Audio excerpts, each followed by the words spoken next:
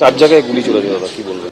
নিশ্চিতভাবে এটাও বিজেপির একটা, দেখবেন সবকটাই, কালকে আজ সকালেই কাগজে পড়লাম একটা গুন্ডা বসে আছে বিহারের জেলে, সে এখানে এসে টাকা তুলছে, তার কিছু চেলাকে পাঠাচ্ছে, সোনার দোকান লুট হচ্ছে বিহার ঝাড়খণ্ড দিয়ে। মমতা ব্যানার্জি বলেছেন যে বর্ডার সিল করতে, পুলিশকে স্ট্রিক্ট হতে।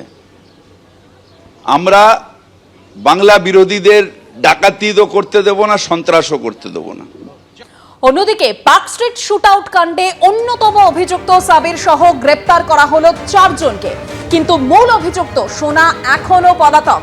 শুক্রবার বাইক ওভারটেককে কেন্দ্র করে পার্কস্ট্রিট চত্বরে গুলি চলে। একলাশ বেগ নামে এক যুবকের ডান পায়ের হাঁটু ছুঁয়ে বেরিয়ে যায় গুলি।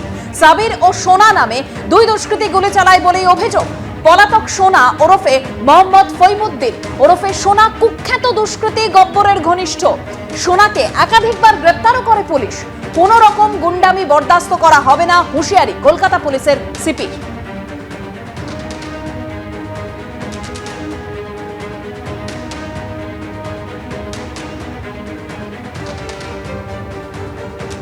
কয়েকদিন আগে রানীগঞ্জে সেনকো গোল্ডের শোরুমের ডাকাতির ঘটনায় স্থানীয় টিপারকে গ্রেফতার করল পুলিশ।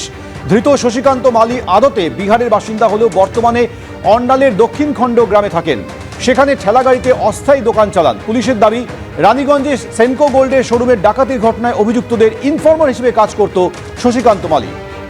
মনোজ বন্দ্যোপাধ্যায় আমাদের সঙ্গে এই মুহূর্তে রয়েছে। মনোজ, রানীগঞ্জে যে ডাকাতির ঘটনা ঘটেছিল সেই ঘটনার সঙ্গে এই টিপারের কি যোগসূত্র? দেখো, যেটা জানা যাচ্ছে পুলিশ সূত্রে যে এই যে শশীকান্ত দুবে, এ হচ্ছে স্থানীয় কন্ট্রাক্ট হিসেবে কাজ করেছিল এই ডাকাত দলের। এর বাড়ি হচ্ছে অন্ডাল থানা এলাকার দক্ষিণখণ্ড গ্রামে। সেখানে একটা স্থানীয় অস্থায়ী দোকান রয়েছে তার।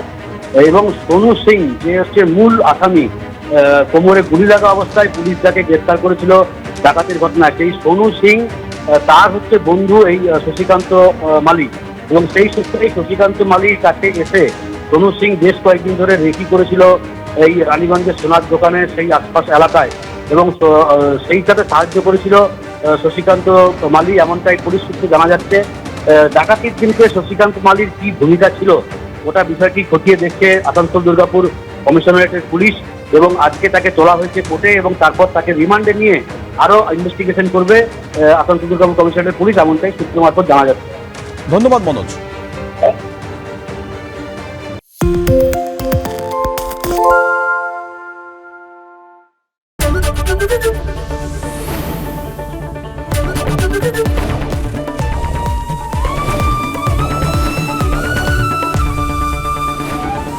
এবিপি আনন্দ, এগিয়ে থাকে, এগিয়ে রাখে।